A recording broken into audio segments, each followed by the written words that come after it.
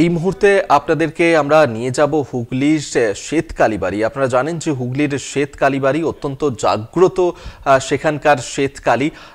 আমরা সরাসরি সেখানে যাব। এই মুহূর্তে তাপস আমাদের সঙ্গে সরাসরি রয়েছেন প্রতিনিধি। তাপস, আমরা যে ধরনের কালী মূর্তি দেখে থাকি তার থেকে অনেকটাই আলাদা হুগলির এই শ্বেত কালীর মূর্তি, এবং এই শ্বেত কালীর মূর্তি অনেক জাগ্রত, এমনটাই কিন্তু মানুষের বিশ্বাস।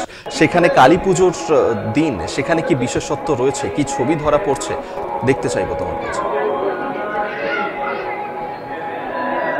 দেখো, এই মুহূর্তে এই যে রাজবল্লভী মাতার মন্দির জানিপাড়া, সেখানে কিন্তু এখানকার যে কালী মূর্তি সেটা কিন্তু এই সময় কিন্তু ইতিহাস আছে যে প্রায় 800 বছর আগে বর্ধমানের রাজা সদানন্দ রায় তিনি কিন্তু স্বপ্নাদেশে পান, এই শ্বেত মূর্তি, শ্বেত কালী মূর্তির স্বপ্নাদেশ পান। তারপরেই কিন্তু তিনি এখানে মন্দির প্রতিষ্ঠা করে কিন্তু এই মূর্তি প্রতিষ্ঠা করে।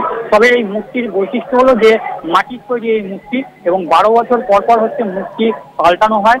এবং কালী পুজোর দিন আজকে সকালবেলা কিন্তু পুজো হয়ে গেছে এবং এখন সন্ধ্যা হয়ে গেছে, এবং মন্দির চত্বর কিন্তু দেখতে পাচ্ছি যে মন্দির চত্বর সাজিয়ে তোলা হয়েছে, বিভিন্ন আলোকমালা দিয়ে সাজিয়ে তোলা হয়েছে। এর পাশাপাশি ভক্তরাও তারা কিন্তু এই সন্ধ্যে থেকে ভিড় জমিয়েছেন মন্দিরে পুজো দিচ্ছেন তারা ভক্তরা, এবং দূর দূরান্ত থেকে ভক্ত তারা আসছেন, এসে কিন্তু পুজো দিচ্ছেন মন্দিরে। তবে এই মন্দিরের যে বিশেষত্ব হলো যে এইখানে কিন্তু দুর্গা পুজোর সময় যে সপ্তমী অষ্টমী, সেই সপ্তমী অষ্টমীতে কিন্তু এখানে পুজো হয়, এবং নবমীতে এই মন্দিরেই কিন্তু মোষ এবং শাক বলি হয়, এমন তো ইতিহাস। এছাড়াও প্রতিদিন কিন্তু এখানে ভোগ রান্না হয়, ভোগে ভাত থাকে, ডাল থাকে, এটাও একটা তরকারি থাকে, পাশাপাশি পায়েস থাকে, ভোগ ইয়েতে প্রতিদিনই ভোগ হয়। এবং আজকে কালী পুজোর দিন কিন্তু সকালবেলা এখানে কালী পুজো শেষ হয়েছে, এবং এখন কিন্তু ভক্তরা তারা কিন্তু আসছেন মন্দিরে পুজো দিচ্ছেন, এবং মন্দির চত্বর এই মুহূর্তে কিন্তু এই সন্ধ্যে হয়ে গেছে এবং আলোকমালায় সাজিয়ে তোলা হয়েছে মন্দির চত্বর। কবি তারপর সেখানে ভক্তরা এসেছেন এবং এই শ্বেতকালী অত্যন্ত জাগ্রত, সেখানে নিজেদের মনস্কামনা তারা জানাবেন, পুজো দেবেন। যারা এসেছেন ভক্তরা, তাদের সঙ্গে যদি একটু কথা বলা সম্ভব হয় যে কি কারণে তারা এই কালী পুজোর দিনে সেখানে আসেন, মায়ের পুজো দেন, কি চান তারা, যদি তাদের সাথেও কথা বলা সম্ভব হয়। বলছি আপনি একটুখানি কোথা দিয়ে এসছেন, আজকে এই মায়ের মন্দিরে পুজো দিতে, তা এই মা তো খুব জাগ্রত মন্দির, একটু যদি বলেন কেন আসছিল পুজো দিতে? আচ্ছা, এই মন্দির কি ভালো লাগে বারবার? হ্যাঁ, আমি আরেকজনের কাছে যাবো, আরেকজনের কাছে।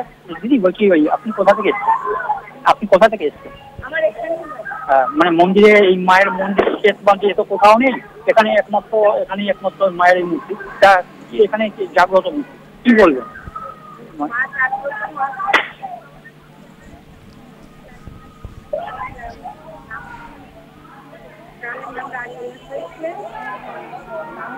এই মায়ের দয়া তুমি দেখতে পাচ্ছ,